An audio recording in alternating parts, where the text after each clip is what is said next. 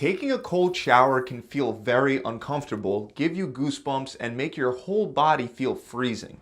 However, cold showers and cold therapy in general can help you feel more alert and energized, it can improve your health, and can even help you burn fat.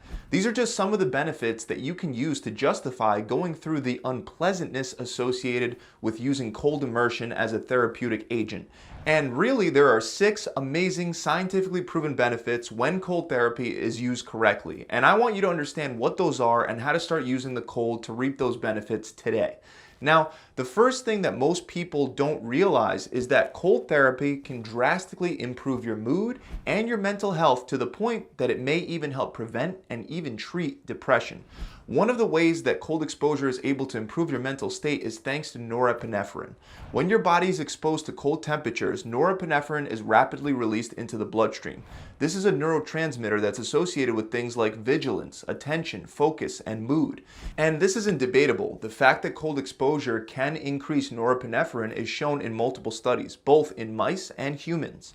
Interestingly, when norepinephrine is depleted in a person, that person becomes depressed. And we actually see this in a study published in the Journal of Neuropsychiatric Disease and Treatment. That's why ice plunges and cold showers might help prevent and treat depression. The cold therapy drastically increases norepinephrine levels, which helps support a better mood and cognitive function. Now, of course, the question is, how cold should the temperature be to get the benefits of a boost in norepinephrine? Well, one study found that 1 hour of cold water immersion at a relatively regular temperature of 68 degrees Fahrenheit did not activate norepinephrine release. Meanwhile, 1 hour at 57 degrees Fahrenheit increased norepinephrine levels by a whopping 530%. Of course, 1 hour sounds painfully long, but fortunately, you can get similar benefits in a shorter time frame if you turn the temperature down further. And we have evidence of this. A long-term study found that by immersing yourself in cold water at 40 degrees Fahrenheit for only 20 seconds and sticking to that routine consistently for 12 weeks, that can increase norepinephrine levels by 200 to 300%. And it could be possible that taking an ice bath in freezing cold water would require even less time to reap the benefits. Now, you don't want to go straight to freezing cold water. You do want to work up to it, and I'll go over that process in a bit. But first, you should be aware that one of the best benefits of exposing your body to the cold is that it leads to a reduction in overall inflammation throughout your entire body. Now, you've probably heard that inflammation is the root cause of most modern diseases.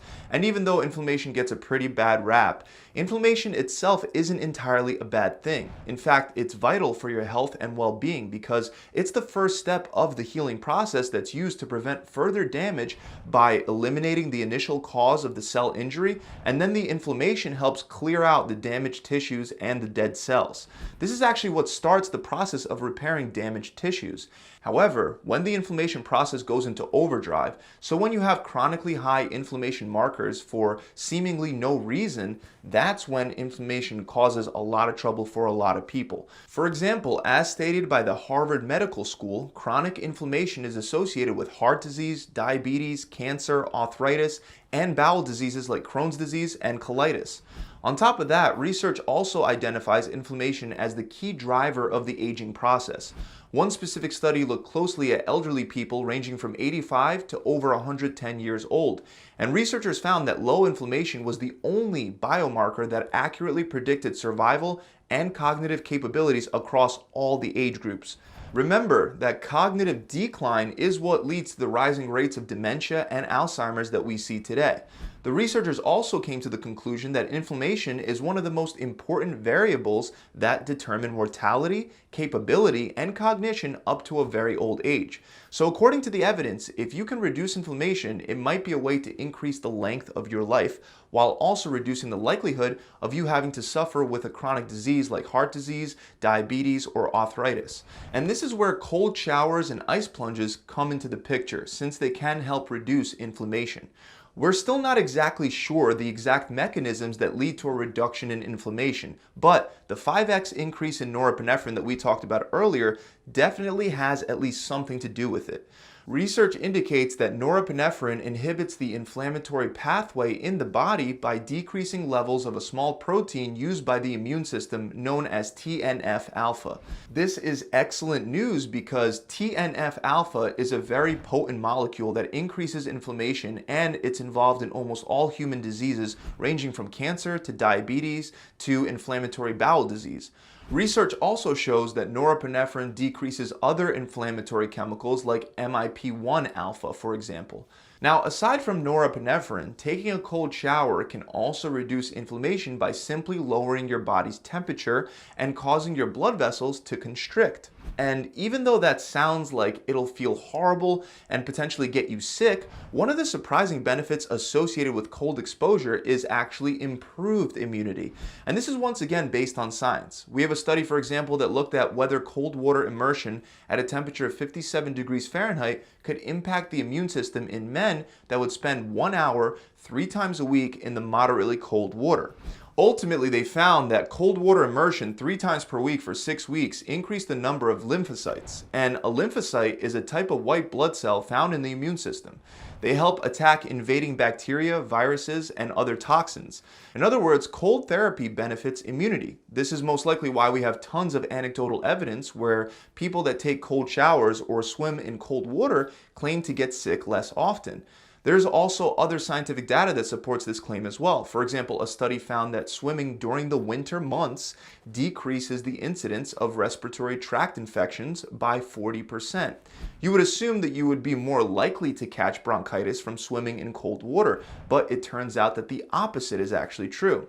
Of course, like many healthy things, exposing yourself to cold temperatures doesn't feel all that great while you're doing it, and it will require some mental toughness. Luckily, cold showers are by themselves a great way to improve mental toughness. Most people simply don't enjoy being exposed to very cold temperatures, but if you can overcome those feelings and do it anyway, that can increase your tolerance to being uncomfortable. By doing things that are outside your comfort zone, you'll become more in control of your own emotions, and you'll be more equipped to handle stressors that occur during everyday life. One very big believer in this is Wim Hoff, and he's an extreme athlete that has been nicknamed the Iceman. He's set multiple records for the longest time in direct full body contact with ice, one of his longest times being just under 2 hours. He also has broken other records like the longest distance swim under ice and the fastest barefoot half marathon. Long story short, Hoff gives a ton of credit to cold exposure for increasing his mental toughness, and he believes that anybody can do the same. Now, another big benefit for those of you that are trying to lose weight is that cold exposure may actually help you burn fat. When you're exposed to a cold temperature, brown fat gets activated. Brown fat, also known as brown adipose tissue, is a special type of body fat that produces heat to help maintain body temperature in cold conditions. This activation can cause a significant increase in your metabolic rate because the process requires a lot of energy for the brown fat to keep your body warm. So by exposing yourself to a cold temperature, either in the form of a freezing cold shower or an ice plunge, you could temporarily ramp up your metabolism, and that can lead to additional fat loss. An example of this can be seen in a study in which a group of men stood in room temperature water at 68 degrees Fahrenheit for an hour. During that 1 hour in water that's far from freezing, they were able to raise their metabolic rate by almost 100%. And when the researchers lowered the temperature to 57 degrees Fahrenheit, the men were able to boost their metabolic rate by 350%. Now, I'm sure this makes you wonder how high you can boost your metabolism in a much colder temperature like an ice bath. However, it's important to keep in mind that cold exposure can increase hunger in some people. So if you want to use ice baths or cold showers to effectively assist with weight loss, make sure you don't eat more and accidentally raise your caloric intake after starting to expose yourself to colder temperatures. Now, the last benefit before I give you a step-by-step action plan is that cold therapy can also improve your endurance capacity by boosting mitochondrial biogenesis, which is basically a fancy way of saying that cold exposure can increase the number of mitochondria that are found within your cells. Mitochondria are the powerhouses of your cells. They provide energy by carrying out biochemical reactions and other cellular processes, which is why they're crucial for endurance capacity. Mitochondria are what gives us the ability to use oxygen for energy production, which is why increasing the number of mitochondria benefits aerobic capacity or endurance. For example, in a study in which male runners were immersed in cold water at 50 degrees Fahrenheit for 15 minutes 3 times a week, after 4 weeks of that routine, the men were able to increase mitochondrial biogenesis in their muscle tissue. Another study found that cold water exposure at 50 degrees Fahrenheit after high-intensity running increased PGC1 alpha, which is a gene that increases the number of mitochondria within muscle tissue. Now, as promised, I want to go over what you can do to start experiencing the benefits for yourself. Keep in mind there is no one best way to approach cold therapy. Some people will also require slower, more progressive steps to adapt to this new stressor. And with that said, it's important to also mention that more isn't necessarily better. If you're new to cold exposure, don't aim to be in an ice bath for 20 minutes at a time right away. Instead, take it slow. Start with a slightly cold shower. Then next time, make it a little colder. And just like lifting weights, you can make it more and more challenging to withstand over time. Alternatively, you can also start by turning the shower dial to the coldest temperature and only stay in there for a short 5 to 15 seconds. That's totally fine for your first time. And then over time, you could work your way up towards staying in the cold temperature for longer. Another route you can take, especially if you don't want to go straight into a cold shower, is to alternate between a warm and cold shower. This is also known as contrast therapy, which gives you the benefits of regular cold exposure, and it can also help you recover from your workouts. In fact, we even have a rather large 2017 meta-analysis that found that contrasting between hot and cold baths was able to help sports athletes recover faster from fatigue onset after their games. So you can switch between hot and cold, doing each for 60 seconds at a time, or to work up to that, you can start by alternating between 2 minutes under a warm shower, followed by a minute in the cold. You can do this for 5 to 8 rounds, and you'll probably feel great when you're done. The last and my favorite way, when possible, is to use a sauna in combination with a cold shower or ice bath. This gives you the option to do something like 10-minute rounds of being in the sauna combined with a cold plunge or a cold shower in between each round. The theory behind alternating between warm and cold like this is that it causes the blood vessels throughout your body to quickly open and close. The warmth causes them to open and the cold causes them to close. This rapid opening and closing of the blood vessels creates a pumping action that can decrease swelling, inflammation, stimulate the removal of waste products such as lactate, and it can also improve delivery of nutrients to your muscles. Once you become more accustomed to the cold showers, you can try an ice bath instead.